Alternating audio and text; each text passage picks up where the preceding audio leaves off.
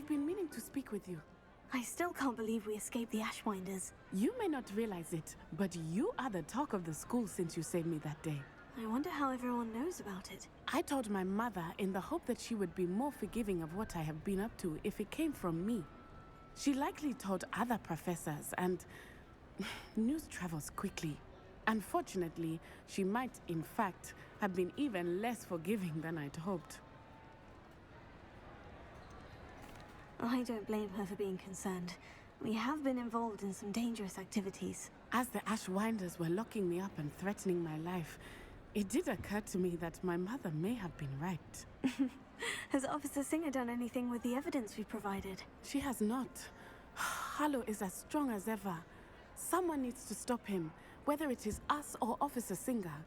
If someone had stopped the monsters like him in Matabeleland, my father would be alive today. What exactly happened to your father? It was a beautiful day. My mother had gone to tend to a neighbor who was ill, and so my father and I were galloping in the savannah. Galloping? Your father was also an animagus, I take it? He could become the most majestic giraffe, and he would carry me on his back, my arms around his neck. We were on our way home when we surprised a group of bandits who had come from our village. One of them saw me just as he removed a scarf from his face. He shouted and then aimed his rifle. He didn't want you to identify him. Exactly. In an instant, my father bowed his neck to protect me and was hit. As he fell, my father changed back into his human form. When the bandits saw this, they turned and ran in fear. Magic terrified them, and then he was gone. And it was all my fault. Your fault? How so? He died protecting me. If I had been capable of protecting myself, he would still be alive today. My mother and I tried to go on without him, but it became too much for us there. A few years later, we left to come to Scotland. Do you think taking down the Ashwinders will avenge your father's death? No. Vengeance is not what drives me. My father would not want that. He and my mother raised me to believe that it is a privilege to be able to fight for those who cannot. I know there is risk involved, but I feel it is worth it. I am glad you seem to think so too.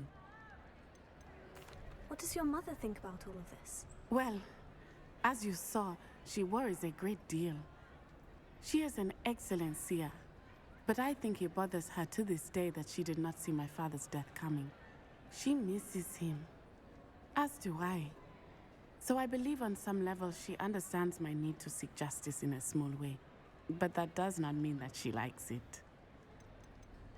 Do you think your father would approve of the things we've been doing? Oh my, that is a good question. In theory, yes. Although he would worry as my mother does. But I think he, of all people, would understand my persistence.